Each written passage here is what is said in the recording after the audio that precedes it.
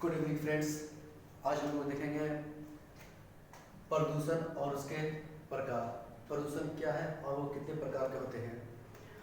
हम लोग पर्यावरण में गंदगी फैला तो देते हैं, लेकिन उसका परिणाम के बारे में नहीं सोचते कि उसका परिणाम कितना हानिकारक होता है और उसका परिणाम के रूप में जो है हमें कई तरह का नुकसान को झेलना पड़ता है।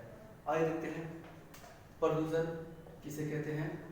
प्रदूषण वायु, जल तथा मिट्टी के भौतिक, रासायनिक एवं जैविक गुणों में होने वाला अवांछनीय परिवर्तन जो सजीवों के लिए हानिकारक होता है उसे प्रदूषण कहते हैं। प्रदूषण को देखा जाए तो प्रदूषण मुख्यतः 4 प्रकार के होते हैं। जल प्रदूषण, वायु प्रदूषण, मृदा प्रदूषण, मृदा मतलब सॉइल प्रदूषण, और चौथा है ध्वनि प्रदूषण यानी साउंड पॉल्यूशन। तो एक एक करके देखते हैं कि इसके क्या कारण है। तो पहला देखते हैं हम लोग जल प्रदूषण किसे कहते हैं। तो वैसे हानिकारक पदार्थ जो जलधारा, नदी, झील, महासागर तथा अन्य जल निकायों में मिलकर जल को दूषित कर देते हैं उसे हम लोग कहते हैं जल प्रदूषण। और जल प्रदूषण के कारण क्या है। तो कारण है पहला, कारखानों से निकले गंदे हानिकारक अवशिष्ट पदार्थों का जल में प्रवाहित करना। दूसरा है कृषि कार्यों में कीटनाशकों का प्रयोग, जहाजों का तेल रिसाव और बहुत कारण है जो जल को प्रदूषित कर देते हैं। इसका प्रभाव क्या होगा, इसका परिणाम क्या होगा। हम लोग गंदा तो कर देते हैं जल को, लेकिन उसके परिणाम के बारे में नहीं जानते। उसके परिणाम में है पहला, जल जनित रोगों का उत्पन्न होना, जैसे हैजा, पेचिस, टाइफाइड आदि का होना, जो कभी कभी बहुत जानलेवा हो जाता है। दूसरा है अम्लीय वर्षा, ऑक्सीजन स्तर में कमी, फूड चेन का असंतुलन होना। अम्लीय वर्षा जिसके कारण जो है वो रोग उत्पन्न हो जाता है, जैसे त्वचा कैंसर का होना। ऑक्सीजन स्तर में कमी, जानते हैं ऑक्सीजन कितना जरूरी है हम लोगों के लिए। फूड चेन का असंतुलित होना, फूड चेन एक ऐसा चीज है अगर उसका कोई भी मेंबर अगर लुप्त हो जाए तो वो असंतुलित हो जाता है। इसके रोकथाम के उपाय क्या हो सकते हैं। इसके रोकथाम के उपाय हो सकते हैं जैविक उर्वरकों का प्रयोग, कीटनाशकों पर प्रतिबंध, अवशिष्ट जल का पुनर्चक्रण करके फिर उपयोग किया जाए आदि और भी बहुत सारे हैं जो हो सकते हैं रोकथाम के उपाय। दूसरा है वायु प्रदूषण। सबसे पहले हम लोग देखेंगे कि वायु प्रदूषण किसे कहते हैं और वायु प्रदूषण है क्या। तो जब वायु में भौतिक, रासायनिक या जैविक रूप से ऐसा कोई अवांछनीय परिवर्तन जिससे मनुष्य या अन्य जीवों को हानि पहुंचे उसे वायु प्रदूषण कहते हैं।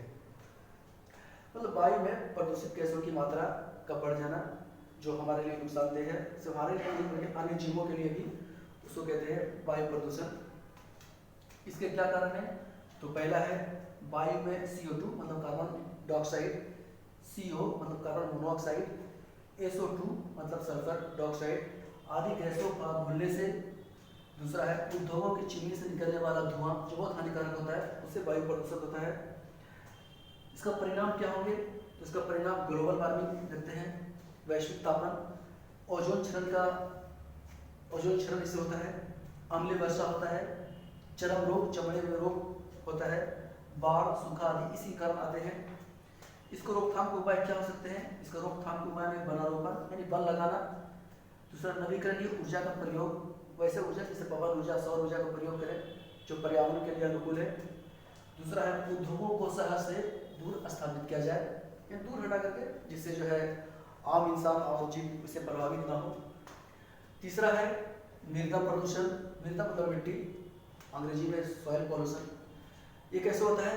तो मृदा के जैविक, भौतिक एवं रासायनिक तत्वों के संतुलन को बिगाड़ने वाले अवांछनीय, हानिकारक एवं अनावश्यक तत्वों के प्रयोग से मृदा अपनी गुणवत्ता खो देती है, इसे ही मृदा प्रदूषण कहते हैं। इसके कारण क्या है। इसके कारण है कृषि कार्य में कीटनाशकों का प्रयोग, वो जहरीली होते हैं, इंसेक्टिसाइड। उसके बाद है परमाणु परीक्षण से कितना मिट्टी को नुकसान होता है इसका हम लोग अंदाजा भी लगा सकते हैं। अन्य कारणों में है कारखानों से निकलने वाला अवशिष्ट यानी गंदा पदार्थ को हम यूं ही जो मिट्टी में फेंक देते हैं। अन्य है रेडियोधर्मी अवशिष्ट को मिट्टी में फेंकना, ठोस अपशिष्ट को मिट्टी में फेंक देना यूं ही, जिसके कारण जो मिट्टी हमारा प्रदूषित हो जाता है। इसके परिणाम क्या होंगे। इसके परिणाम है मिट्टी की उर्वरा शक्ति नष्ट हो जाएगी। दूसरा है पर्यावरण असंतुलित हो जाएगा, बहुत सारी बीमारियां फैलेगी जिसका शिकार मानव और अन्य जीव होगा। इसके रोकथाम के उपाय क्या हो सकते हैं? इसके रोकथाम के उपायों में है जैविक खाद का प्रयोग किया जाए, फसल चक्र अपनाया जाए, मिश्रित खेती को अपनाया जाए। फसल चक्र का मतलब वो है कि एक फसल के बाद दूसरा फसल को उपजाना।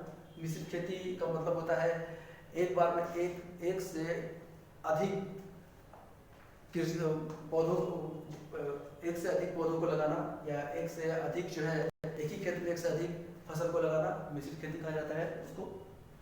चौथा है ध्वनि प्रदूषण। पर्यावरण में सबसे पहले देखेंगे ध्वनि प्रदूषण क्या है, जिसको देखते हैं।